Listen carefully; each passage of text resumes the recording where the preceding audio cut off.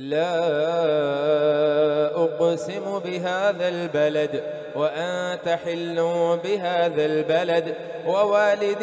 وما ولد لقد خلقنا الإنسان في كبد أيحسب أن لن يقدر عليه أحد يقول أهلكت مالا لبدا أيحسب أن لم يره أحد ألم نجعل له عينين ولسانا وشفتين وهديناه النجدين فلاقتحم العقبة وما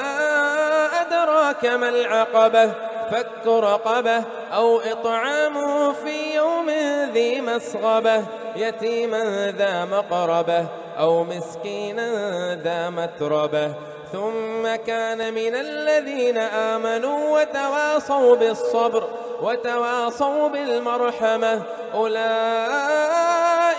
أصحاب الميمنة والذين كفروا بآياتنا هم أصحاب المشأمة عليهم نار مؤصدة.